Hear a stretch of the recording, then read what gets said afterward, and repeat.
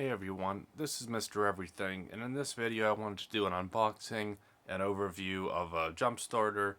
There's a lot to choose from, but for this one I went with I guess it's pronounced GOOLOO GT3000. Again, there's a lot of different ones. There's a lot of name brands like Schumacher, and a lot of them now. I think that were just like China companies. You can get them at Walmart and stuff now. But I really think for the money, this is one of the better ones. I think another one was called Hulkman that was pretty well made and powerful. But this one, I really like the screen, so you get all the information, just no LEDs, just the numbers. You get a good bit of features and 3,000 peak amps. It's one of those products that you hope you really never have to use, but you want something that's going to work. And again, though, you can see I guess it's weird because you would think that starting current would be peak current because it's when you're drawing initially, that's when you need the most. But it says starting current 600 amps to where peak current's 3,000. So I don't fully understand that. If it's capable of 3,000, you'd think that would go to the starting current. But maybe that's if you have a dead battery and you do need that peak current. I'm not sure. But you can see I like that it uses USB-C. It's capable of a lot. And all of the features it has. Now I went with this one. I think I ended up paying a little over $80. It was on sale. There's also the GT4000 and then the GT4000S. The 4000 simply just 4,000 amps compared to 3,000, and it costs a lot more. And I think the non-S model also has like a built-in heater. So if you keep this in your car, which is probably the point of it since it's portable, I guess it'll warm this battery pack up. That's definitely nice, and if you're in a cold climate, but I don't think that would be necessary.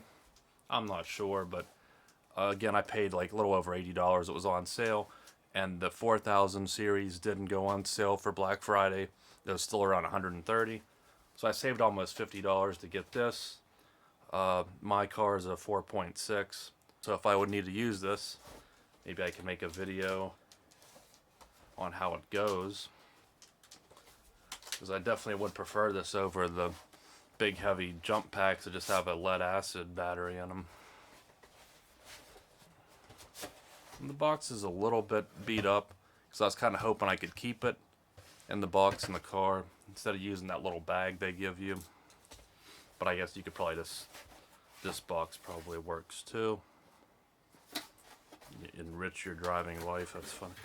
Just when they try and come up with some cool slogan to seem Americanized. And it's definitely a solid unit right here. And I like that you get all the info just put right on the back of this.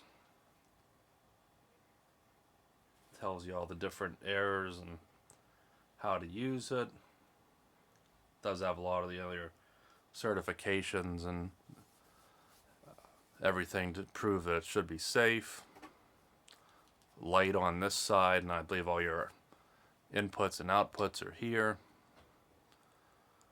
So again, it's pretty feature packed. So again, for under $100, and it makes for a nice battery bank. I wouldn't use it for that unless I absolutely had to, because I want to save all the juice in it for actually jumping.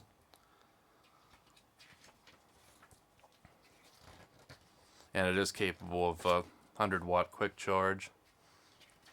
And then according to their website, it's supposed to be good for 2 years. I have a similar, it's not a jump pack, but it's like a battery charger. That it's lithium. It's not as good. It's a Black & Decker. And I kept that in my car. And I mean, I would check it once a year, and it would only be like maybe down 20% of that, because it'd still be on the top bar. So if it says 2 years, I believe it.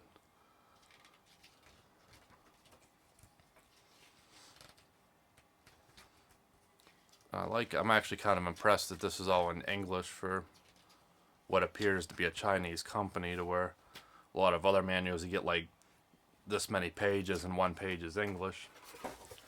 And this is the bag that they come with, which again,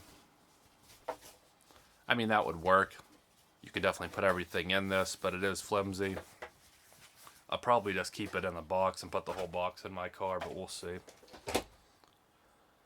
Again, they do sell a case for this, but I think it's over $20. I don't think I'm going to add that much onto this cost just to have the cute little fashionable case.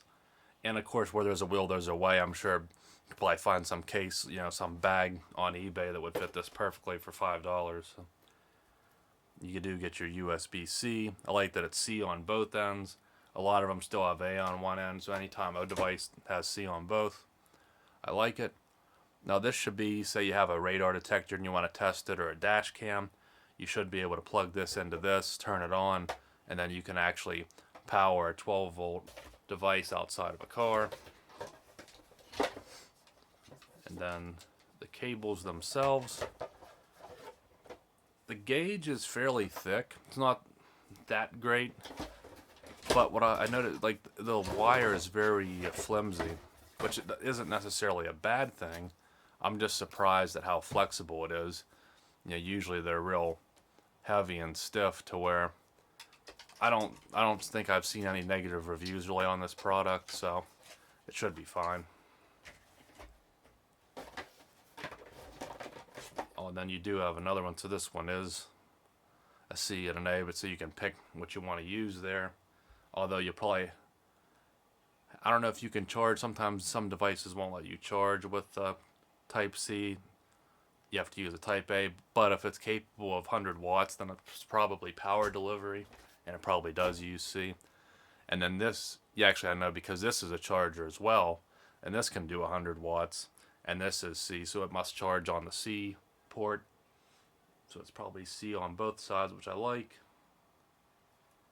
And this is actually a pretty decent size, so if you're pushing 100 watts through this should be good. And it looks like there's a provision here that you can actually charge something, a quick charge 3.0. So you can have this plugged into your car, charging up your power bank, and then still charge through this. And there's an indicator light. So I think that, I mean, that's a pretty competent setup against, especially under $100. Again, you get the Schumacher, like a parts store brand or a Walmart brand, and you're paying well over that. You're paying less if you get a junky one, but to get something of this quality, you're paying way more than that, and you're probably not getting all this. So 85% out of the box, not bad. The boost won't do anything unless I guess you hold it for a few seconds. I can actually feel like a relay or something click on.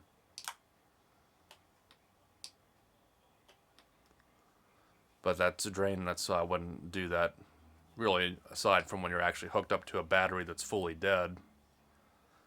And that'll be where you hook the clamps, what you call it, jumper cables if you want. That's the DC,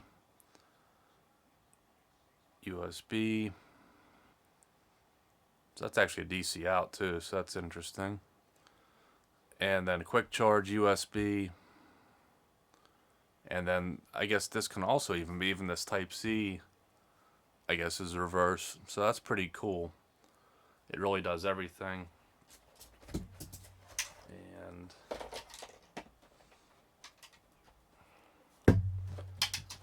plugs in there pretty good. So these are plastic coated.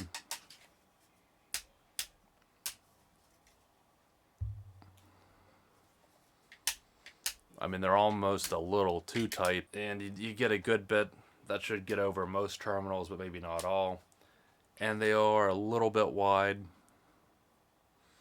but about what most jumper cables. I've seen some that, you know, they're more of a needle nose, but I think these will get the job done for most people in most situations. And the construction looks like this is probably all copper, I'm thinking. But it is all metal internally, so you don't have to worry about making contact here if, you know, accidentally ground it out or something. It's just the teeth pretty much, and then this little pin and stuff right here that's a little bit exposed, but that's pretty good.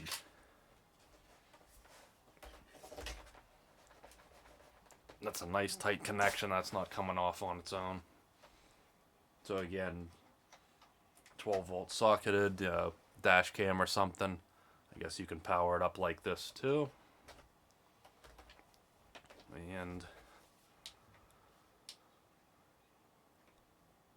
so now it's down to 80, so I might need to just fully charge it and maybe it won't lose as much.